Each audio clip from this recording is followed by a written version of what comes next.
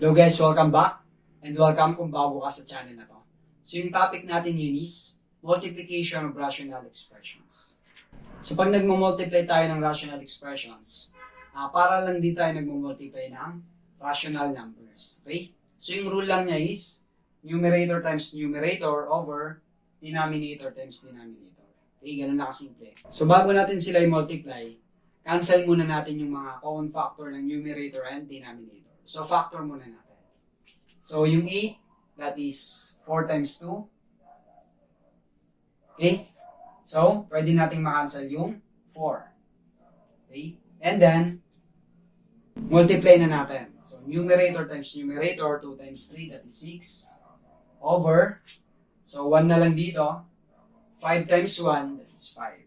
So, ito na yung final answer. So, ganun lang. Now, for number 2. So, dito sa rational expressions, dahil meron na tayong variable na kasama. So, importante dito na, alam nyo yung loss of exponent and factoring. Okay, yung previous topic nyo. Now, for number 2. 4a over 3b times 3a squared b cubed over 10. So, again, yung first step, cancel muna natin yung mga common factors. So, factor muna natin yung numerator and denominator. So, yung 4, that is 2 times 2. Yung 10, that is 5 times 2. Okay? So, unahin natin yung mga numbers. So, now, makakancel na yung 2. Okay? So, may 2 tayo sa numerator, may 2 din sa denominator. So, cancel siya. Next, 3. Cancel din natin. May 3 tayo sa numerator, may 3 din sa denominator. So, cancel siya. So, matitira na lang sa numerator natin is 2. Okay? And then, sa denominator natin, 5 na lang. And then, next naman, proceed naman tayo sa variables. So, dito, apply natin yung loss of exponent. So, a times a squared, dahil multiplication siya, i-add lang natin yung exponent. So, 1 plus 2, that is 3. So, a to the 3. Okay? So, tandaan nyo, pag walang number, ibig sabihin nun 1 yung exponent niya. Okay? Yan, so wala na tong A. Next naman natin si B naman. So, B cube over B. So, dahil division naman siya, subtraction naman tayo. So, 3 minus 1, that is 2. So B to the 2 na lang dito, or B squared. Okay? So, ito na yung final answer natin. Okay? And for number 3, 5x plus 5 over 2x plus 3 times 4x squared minus 9 over x plus 1. So dito, apply nyo yung factoring polynomials. Okay, so factor muna natin tong numerator ng ating first expression. So 5x plus 5, ano yung factors niya? Common monomial factoring lang, okay, or factoring by GCF. So, common factor niya is 5. So labas natin yung 5. So, 5x divided by 5, x na lang. Then plus 5 divided by 5, 1 na lang. Okay, so ito na yung factors ng numerator natin. Okay? So, sa denominator naman. So, wala na siyang common factor. So, copy lang natin. 2x plus 3. Then times, so ito naman yung i-factor natin. Yung pangalawang expression. So, 4x squared minus 9. Ano to? That is difference of 2 squares. Okay? Perfect square siya. So, yung factors niya is ano yun? Difference of 2 squares. Square root ng first term. So, square root ng 4, that is 2. Square root ng x squared, that is x. Divide 2 lang yung exponent. Then, plus minus square root ng second term. So, square root ng 9, that's 3. Okay?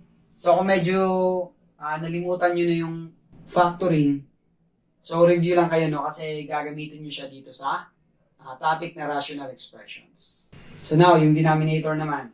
So, wala na siyang common factor. So, copy lang din natin siya. Okay? So, na-factor na natin yung mga numerator and denominator. Next step, cancel naman natin yung mga common factors. So, ano yung makakancel natin dito? X plus 1. Okay? May x plus 1 tayo sa numerator. May x plus 1 din tayo sa denominator. So, ano pa? 2x plus 3. So, meron tayong 2x plus 3 dito. Sa numerator, meron din tayong 2x plus 3 dito sa denominator. So, cancel siya. And then, so ano nang matitira? Sa numerator natin is 5 times 2x minus 3 over, so na-cancel na to, so 1 na lang. Okay, so therefore, yung final answer natin is 5 times 2x minus 3. Or simplify natin, 5 times 2x, that is 10x. 5 times negative 3, negative 15. So, ito na yung final answer natin. And for the last example natin, x squared minus 3x over x squared plus 3x minus 10 times x squared minus 4 over x squared minus x minus 6. So again, first step, factor muna natin yung numerator and denominator natin. So dito muna tayo. So ano yung factors dito? Common monomial factoring lang. So, common factor nila is x. So labas natin sa x.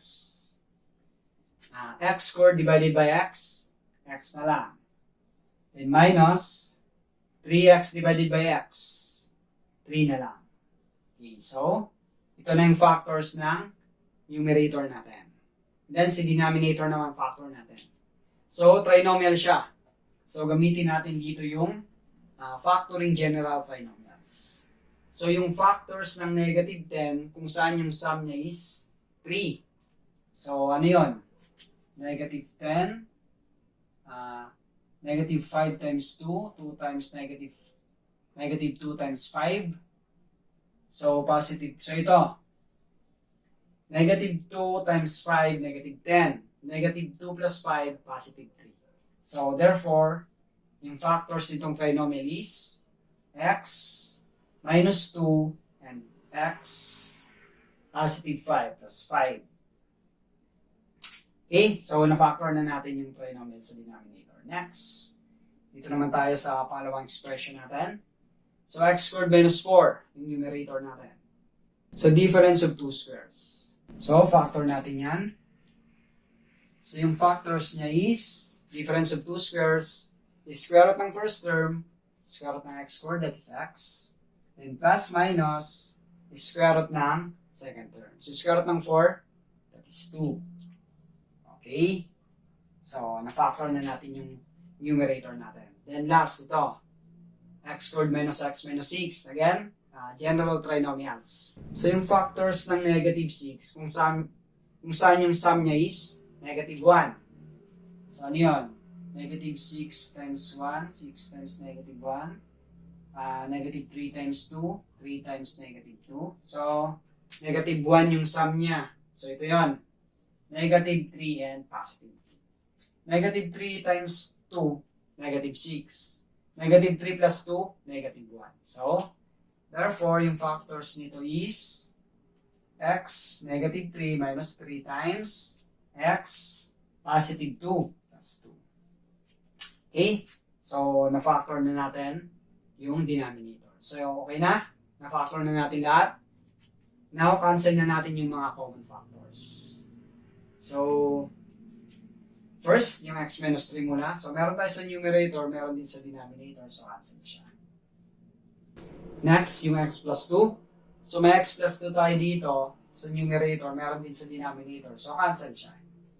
Okay? So, next, x minus 2. So, meron tayo dito, meron din dito sa baba. So, cancel. So, anong matitira? Sa numerator is x na lang. Sa denominator natin is x plus 5 na lang. Okay? So, simplified na siya.